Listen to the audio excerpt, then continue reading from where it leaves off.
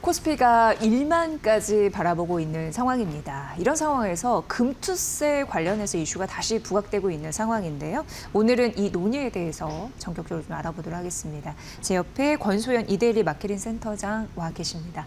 어서 오세요, 센터장님. 네, 안녕하세요. 네.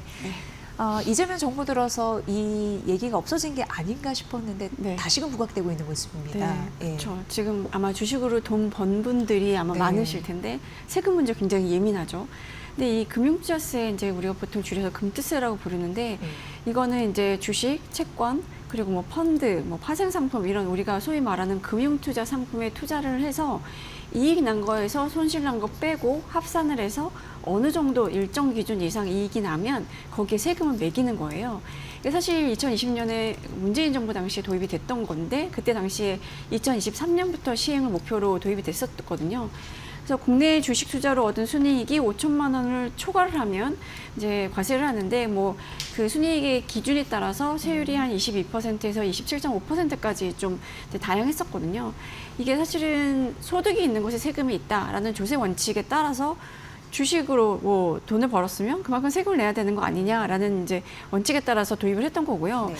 그 국내 주식에서는 그때 지금 이제 양도세를 내지 않지만 해외 주식에 투자해서 얻은 소득에 대해서는 과세를 하니까 국내 주식에도 똑같이 적용해야 형평성에 맞다. 뭐 이러면서 2020년에 법안이 통과가 됐었죠. 대신 이제 벌었든 뭐 손실을 입었던 상관없이 내야 했던 증권거래세는 폐지하기로 했었어요.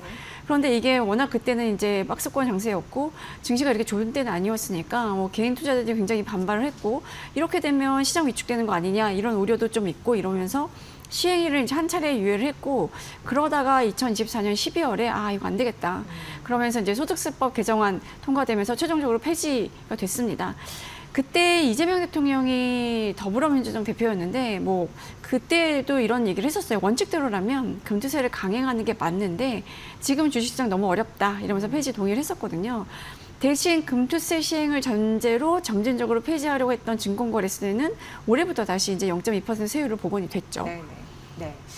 근데 지금 이제 주가가 오르니까 다시 이제 논의가 시작된 것 같다라는 좀 느낌이 들거든요. 그때는 이제 국내 증시가 사실 그렇게 좋지는 않았고 투자 심리가 위축될 것이다 이런 명분들이 좀 먹혔던 상황이었잖아요. 네. 뭐 이렇게 금투세가 도입이 되면 그럼 고액 투자자들 뭐 다 해외 주식 사지 않겠냐. 어차피 국내 주식 투자에도 세금 똑같고 해외 주식 투자에도 세금 똑같으면 조금 더 수익률이 높은 해외 주식으로 가지 않겠냐 뭐 이런 논리들이 좀 많았고 아예 그냥 주식 아닌 다른 자산으로 갈 수 있다라는 우려도 좀 높았었어요. 그때 이제 금투세 도입 걸림돌이었던 이런 이제 국내 증시 상황에 대한 우려 이런 것들이 일단 해소가 됐죠. 뭐 지수 4천 넣은 다음에 뭐 도입하자 이런 게 그때 반대했던 사람들의 주장이었는데 거기다 더해서 이제 한국에 이제 이런 코리아 디스카운트가 심하니까 주주 친화 정책 이런 것들이 담긴 상법 개정안 이런 것들이 먼저 선행이 되고 그 다음에 금투세 도입해야 되는 거 아니냐라는 주장이었는데 지금 이게 다 해소가 됐잖아요.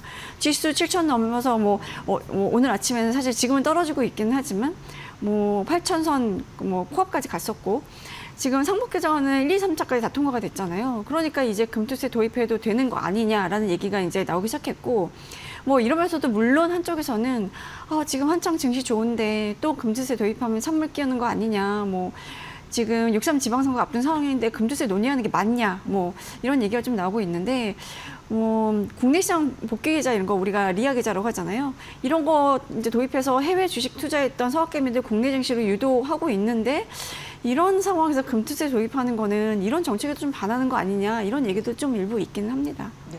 그럼 센터장님 지금 정부가 실제로 이 도입을 추진하고 있는 것으로 확인이 되나요? 이게 사실 네. 금투세 논란의 불씨를 살린 건 이재명 대통령이거든요. 네. 그러니까 지난달 9일에 국민경제자문회의에서 증권거래소와 이제 양도소득세를 좀 언급을 했어요. 이제 지금 보시는 것처럼 돈 버는 사람은 내고 안 버는 사람은 안 내야 되는데 지금은 돈 못 버는 사람도 내서 역진적인 면이 있다라고 이제 발언했거든요.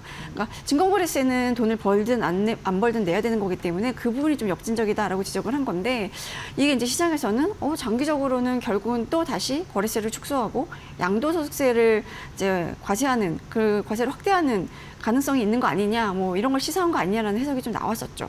네. 어제 경제부총리 간담회에서도 화두였다고요. 네, 그쵸. 기획재정부의 입장은 어떻습니까? 어제 고윤철 경제부총리 겸 재정경제부 장관이 여러 얘기를 했는데 그 중에서도 이제 금투세 얘기가 많이 기사화가 됐죠. 사실 이제 이재명 대통령 발언으로 금투세 논란이 일었을 때 재정경제부는 금투세 도입에서 검토하고 있는 바는 없다라고 이제 선을 긋긴 했어요.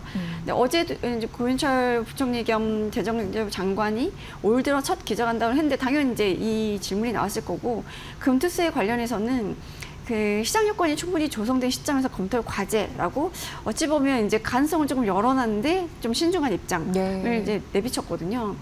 이게 사실 조세 형평성이라든가 뭐 사실 우리가 보면 근로소득이라든가 부동산 소득 그리고 해외 주식 소득에는 세금을 부과를 하는데 국내 주식 투자에 대한 소득세는 부과를 안 하니까 뭐 대부분 선진국에서는 자본이 되게 과세를 하고 있는데 조세 원칙상 금투세가 맞으니까 이제 재노입에 대한 논의가 본격화되지 않겠냐 이런 얘기들이 좀 힘을 얻고 있기는 합니다. 네.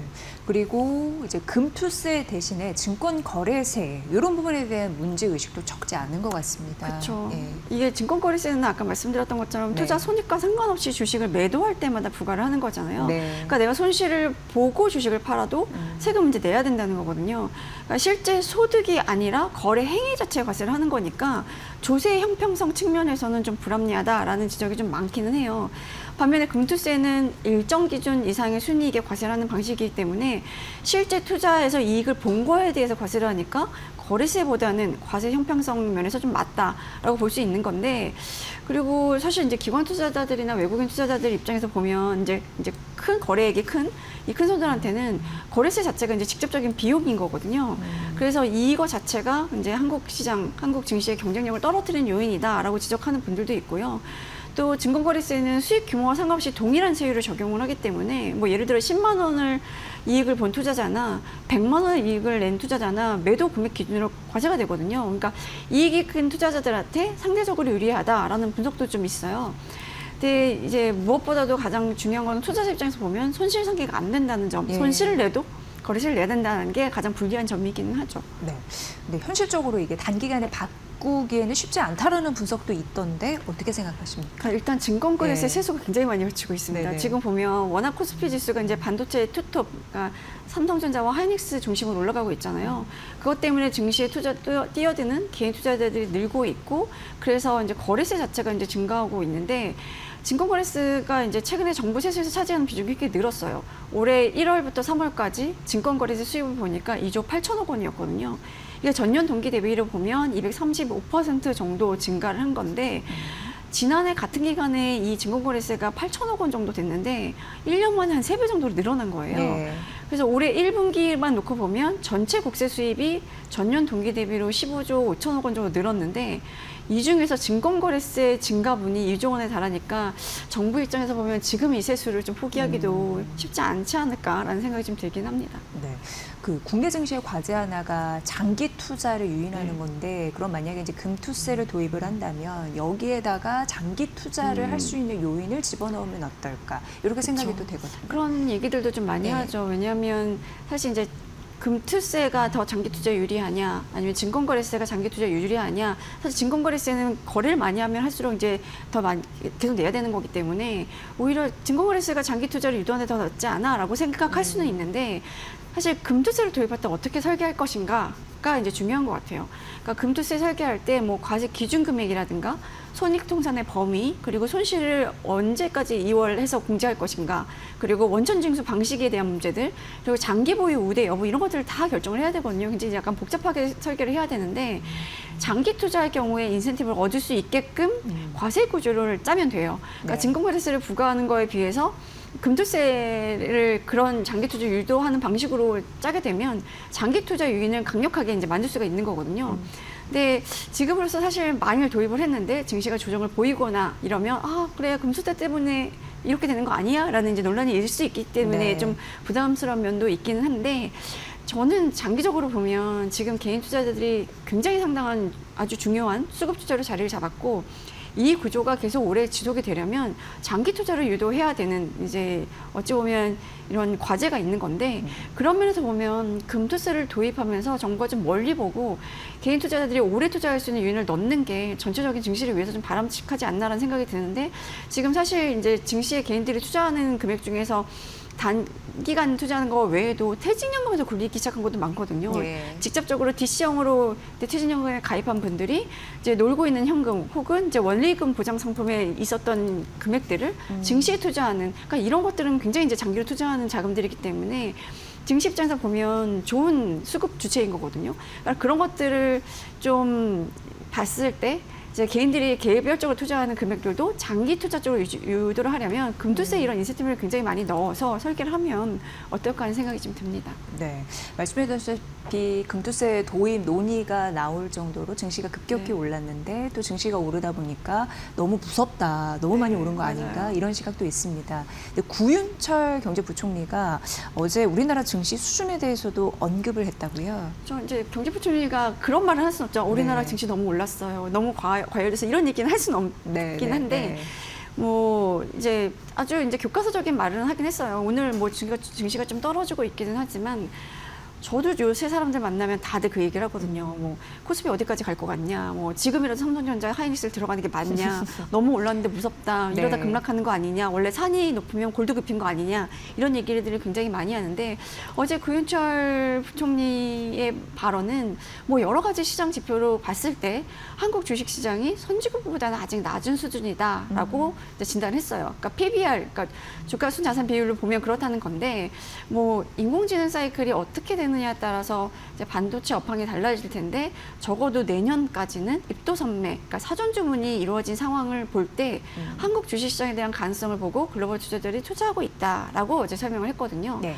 그러니까 지금 보면 뭐 JP모건이 10,000포인트까지 갈 수 있다는 전망도 내놨고 뭐 현대투자증권 뭐 최고 12,000포인트까지도 이제 내다보고 있잖아요. 이거는 여러 가지 시나리오 중에 가장 이제 낙관적인 시나리오를 기준으로 했을 때 나올 수 있는 이제 지수 전망이긴 한데 기본적으로는 지금 기업의 이익 추정치가 올라가는 속도가 굉장히 빠른 상황이거든요.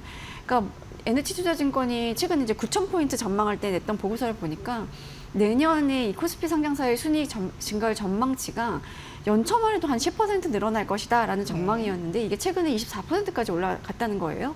그리고 삼성전자나 SK 하이닉스만 놓고 봐도 올해 영업이익의 컨센서스가 한 달 전만 해도 뭐 220조, 170조 각각 이랬는데 최근에는 이게 330조 원, 그리고 240조 원으로 훅 높아졌어요. 그러니까 이렇게 실적 전망치가 빠르게 올라가니까 코스피 지수가 올라도 주가 수익 비율, 그러니까 미래에 올릴 영업이익 대비로 지금 현재 주가가 어느 정도 수준인지를 보는 주가 수익 비율 PER로 따져보면 여전히 한국 증시가 저평가됐다는 분석인 거거든요.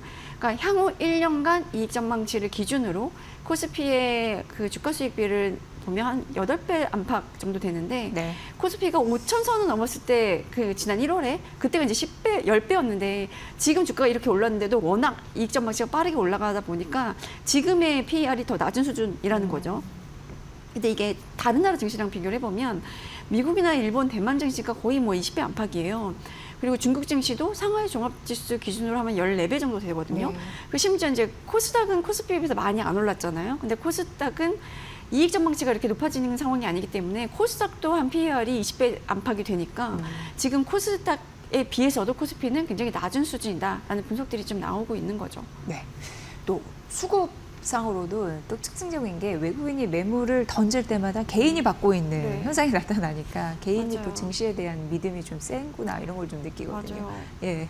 어제도 개인이 코스피에서 한 3조 이상 순매수하면서 지수 상승을 주도를 했고 네. 오늘도 이제 외국인들이 팔고 있는 거를 개인들이 좀 소화를 하고 있는데 사실 지금 이제 외국인이 매도하는 게 한국 증시를 좀 이제 이제는 한국 증시를 떠날 때다라고 판단해서 판다기보다 그냥 제가 개인적으로 보기에는 좀 기계적으로 판단하는 느낌이 좀 들긴 해요. 한국 증시가 너무 이제 올랐으니까 일정 부분 차익 실현하는 이 매물도 있을 거고 주가가 너무 오르면 그 포트폴리오 상에서 뭐 예를 들어 아시아 펀드다 그러면 그 펀드 내에서 한국이 차지하는 비중이 자연스럽게 올라가잖아요. 그럼 그 비중 조절 차원에서 이제 주식을 좀 파는 부분도 좀 있을 것 같은데 이렇게 팔면 옛날에는 외국인이 이렇게 팔면 증시가 주저앉고 막 이랬었는데 네. 지금 팔면 파는 족족 다 이제 개인들이 매물을 소화해주고 있고 받아주고 있고 이러니까 지난주에는 뭐 하루에 개인이 8조 원 이상 순매수한 날도 있었거든요. 그러니까 이제 개인들이 굉장히 강력한 수급 주체로 부상을 했고 국내 증시를 탄탄하게 뒷받침해주고 있다는 생각이 좀 들고 여기에 더해서 이제 국내 증시에 외국인 동학개미들이 들어올 수 있다는 기대감이 이제 요새 나오고 있잖아요. 그러니까 그동안에 한국에 투자했던 외국인은 기관 투자자였다면 지금은 이제 개인 외국인들이 들어올 수 있다. 그러니까 주식을 살 수 있는 새로운 이제 주체가 등장할 수 있다라는 건데 이게 사실은 이제 2023년에 외국인 투자 등록제가 폐지가 됐어요. 그리고 올해 초에 이 계좌 개설 주체 제한도 좀 폐지가 돼서 외국인들이 그러니까 개인적으로 국내 증시에 투자할 수 있는 그 허들이 굉장히 낮아졌거든요. 그래서 외국인 투자자의 국내 주식 직접 투자가 가능한 외국인 통합 계좌 이런 것들을 이제 국내 증권사들이 속속 선보이고 있는데 지금 이제 하나증권에 이어서 오늘 삼성증권이 글로벌 온라인 증권사죠. 인터랙티브 브로커스와 협업해서 외국인 통합계좌 서비스를 본격적으로 개시한다고 밝혔어요. 그래서 이 인터랙티브 브로커스라는 그 증권사의 계좌를 갖고 있는 외국인이 국내 증식 증권사에 별도로 계좌를 개설하지 않아도 그냥 제휴된 삼성증권 통해서 국내 주식을 사들일 수 있는 그런 이제 시대가 됐거든요. 네. 그러니까 외국인 동막 개미들이 이제는 삼성전자 더 괜찮아질 것 같아, 혹은 SK하이닉스 더 갈 것 같아. 지금 이렇게 AI 붐이 일고 있고 이걸로 인한 수혜를 온전히 한국이 다 이제 누릴 수 있다고 생각하면 여기서 이제 반도체 투톱인 삼성전자랑 SK하이닉스를 개별 주식을 사고 싶어 이럴 때 언제든지 투자할 수 있는 그런 시대가 된 거죠. 그러니까 이제 외국인 개인 투자자들, 외국인 동학개미들이 이제 추가적으로 이제 매수를 할 거라는 기대감이 있고 또 이제 다음 달에 코스피 지수가 MSCI 선진국 지수에 편입이 되잖아요.